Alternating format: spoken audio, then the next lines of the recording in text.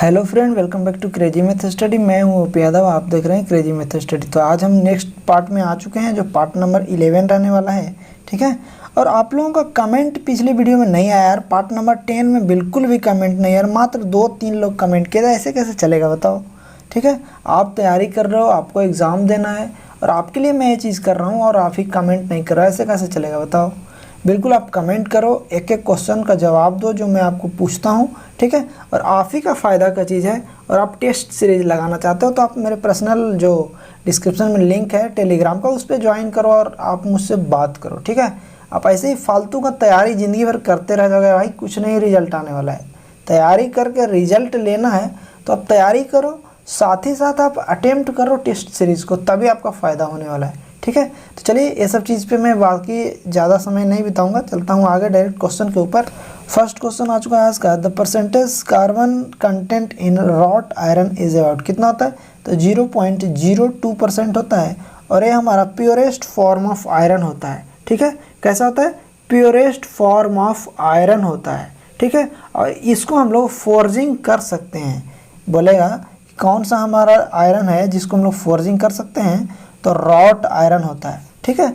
इस तरीके से और रिलेटेड चीज़ जितना होता है आप याद करने की कोशिश करो, तभी आपका फ़ायदा होने वाला है। और रॉट आयरन का यूज़ कहाँ होता है, तो क्रेन हुक के अंदर इसका यूज़ होता है, ये भी आप याद रखना, बहुत ज़्यादा इम्पॉर्टेंट है, ईजिली वेल्डेबल भी है। अब ये सब सारी चीज़ आप जितना भी इससे कनेक्ट होता है चीज़, सब चीज़ याद करने की कोशिश करो। नेक्स्ट क्वेश्चन है, वाइट कास्ट आयरन हैज़, क्या होता है, carbon in the form of carbide, carbide के फॉर्म में होता है, मतलब कंबाइंड फॉर्म में होता है, ठीक है।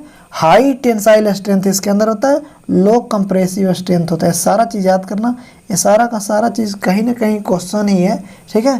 तो आप इसको याद रखना जरूर से जरूर, कभी ना कभी पूछा गया है। White colour of cast iron occurs due to, किसके कारण होता है, cementite in the combined form, combined form में होता है सीमेंटाइट, इसके कारण इसका कलर वाइट होता है।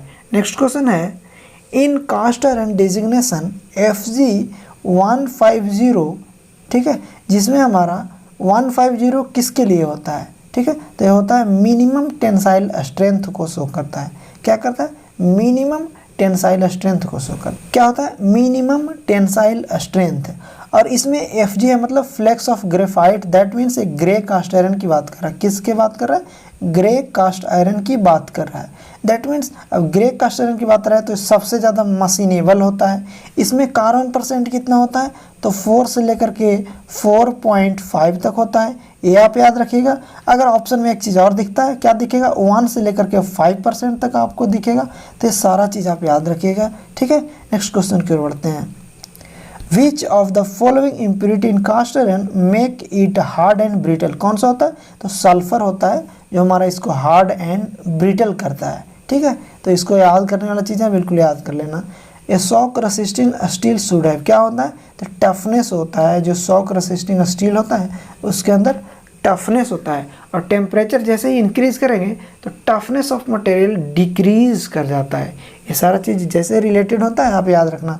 विच of the following is mesomorphous material, mesomorphous बोले तो क्या होता है, माइका, क्या होता है, माइका। और ये क्या होता है, ये हमारा आयरन आप करते हैं ना, आयरन जो इलेक्ट्रिक आयरन होता है इसके अंदर यूज होता है। इसको हिंदी में आवरक भी बोला जाता है, ठीक है। और एक नंटे का क्वेश्चन भी है कि सबसे ज़्यादा आवरक कहाँ पाया जाता है, ठीक है, तो झारखंड में पाया जाता है। कहाँ पे, झारखंड में, ठीक है। तो ये चीज़ आप याद रखना। और ये हमारा क्या होता है, इलेक्ट्रिक का बैड कंडक्टर होता है। क्या होता है, इलेक्ट्रिक का बैड कंडक्टर और हीट का एक गुड कंडक्टर होता है, ये भी चीज़ आप याद रखना, ठीक है। नेक्स्ट क्वेश्चन की ओर बढ़ते हैं, which of the following is an amorphous material, amorphous कौन सा है, तो ग्लास है। मेसोमॉर्फस आपने क्या देख लिया, माइका, और अमॉर्फस क्या हो जाएगा, अमॉर्फस ग्लास हो जाएगा। इतना तक कोई दिक्कत आई थिंक नहीं होना चाहिए। Which of the following is point imperfection, point imperfection कौन कौन सा है, vacancy, Frenkel imperfection, interstitial imperfection. ये सारा का सारा हमारा पॉइंट इम्परफेक्शन है, ठीक है। पॉइंट इम्परफेक्शन अच्छे से याद रखें। नेक्स्ट क्वेश्चन की ओर बढ़ते हैं, इन iron carbon diagram slope of LCT line, LCT मतलब लोअर क्रिटिकल टेम्परेचर लाइन, ठीक है, उसका स्लोप कैसा रहता है। तो लोअर क्रिटिकल टेम्परेचर सबसे पहले आप याद करिए कितना पे होता है, 727 डिग्री सेल्सियस पे, और ये लाइन हमारा ऐसे डायरेक्ट फ्लैट रहता है। जो लाइन खुद फ्लैट है तो हमारा उसका स्लोप क्या होगा, तो 0 हो जाएगा, ठीक है। यहाँ तक कोई दिक्कत समझने में आई थिंक नहीं हुआ होगा। आगे बढ़ते हैं। Exact straight line motion mechanism is a dot dot dot mechanism, क्या क्या है, तो आप याद रखिएगा Scott Russell, Hart's and Peaucellier, और ये भी आप याद रखिएगा PHS याद रखिए, पब्लिक हाई स्कूल, इसका ट्रिक है पब्लिक हाई स्कूल। अब एक चीज़ बताते हैं, जो हमारा हार्ट्स मैकेनिज्म होता है इसमें कितना लिंक होता है, अब बताना। स्कॉट रसल में कितना होता है, और पिक्यूलियर में मैं बता देता हूँ 8 होता है, ठीक है। बाकी ये 2 चीज़ आपको कमेंट बॉक्स में बताना है। और आज आप बिल्कुल भी कंजूसी मत करना कि मुझे नहीं आता, ये कर रहा वो कर रहा, बिल्कुल आप कमेंट में लिखो भाई, आप ही का फ़ायदा होगा इससे। आगे बढ़ते हैं। Which of the following is a pendulum type governor, कौन सा होता है, तो वाट गवर्नर। इसको मैंने ट्रिक भी बताया हुआ ऑलरेडी, क्या होता है PEWA, क्या होता है PEWA, पेंडुलम वाट गवर्नर, ठीक है, इसको अच्छे से याद रखिए। आगे बढ़ते हैं। The material commonly use for crane hook, अभी मैंने आपको बताया था कि कौन होता है, तो रॉट आयरन, अभी मैंने आपको बताया रॉट आयरन से सारा फैक्ट बताया है, ठीक है। तो आप इसको नोट भी करते चलिएगा तो आप ही का फायदा होगा। आगे बढ़ते हैं। Euler's formula for a mild steel column is not valid if the slenderness ratio is, कितना तक होना चाहिए था, अब अगर 60 रहेगा तो हमारा यूलर्स वैलिड नहीं होता है। दैट मीन्स यूलर के लिए क्या चाहिए, तो लॉन्ग कॉलम के लिए यूज होता है ना, लॉन्ग कॉलम के लिए यूज होता है। और लॉन्ग होने के लिए हमारा स्लेंडरनेस रेशियो 80 होना चाहिए, ठीक है। लॉन्ग होने के लिए हमारा स्लेंडरनेस रेशियो 80 होना चाहिए, लेकिन ये 60 है, तो किसके अंदर में आ जाएगा, ये इंटरमीडिएट कॉलम के बीच में आ जाएगा, मीडियम कॉलम के बीच में आ जाएगा, इसलिए इसका हम लोग इसमें यूलर्स इक्वेशन नहीं लगा सकते हैं, ठीक है। आगे बढ़ते हैं। The cross section of arm of bell crank lever is, कैसा होता है, रेक्टेंगुलर, इलिप्टिकल और आई सेक्शन, किसी का भी हो सकता है, ठीक है। इतना तक समझने में आई होप नहीं दिक्कत हुआ होगा। आगे बढ़ते हैं।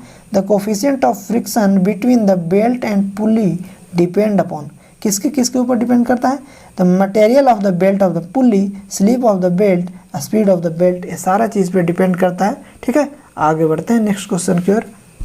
इन a block brake the ratio of shoe width to the wheel diameter is taken as, कितना होता है, 0.25 से 0.50 के बीच में होता है, तो ये भी आप अच्छे से याद रखिएगा। आगे बढ़ते हैं। A type of brake commonly used in motor car is, क्या होता है, internal expanding brake, motor car के अंदर भी होता है, और हमारा जो बाइक होता है ना, क्या बाइक के अंदर भी इंटरनल एक्सपेंडिंग ब्रेक होता है, ठीक है। और ये अभी अभी मैंने एक मेरा बाइक था वो ओपन हुआ था, उसके ट्यूब चेंज करने के लिए आगे वाला चक्का खुला था, तो उसके अंदर मैंने देखा, ठीक है, उसके स्प्रिंग को जब मैं प्रेस कर रहा था तो बाहर की ओर एक्सपेंड कर रहा था। तो याद रखिएगा मोटरसाइकिल के केस में और कार के केस में हमारा इंटरनल एक्सपेंडिंग ब्रेक का यूज़ किया जाता है, और रेलवे के अंदर शू ब्रेक का यूज़ किया जाता है।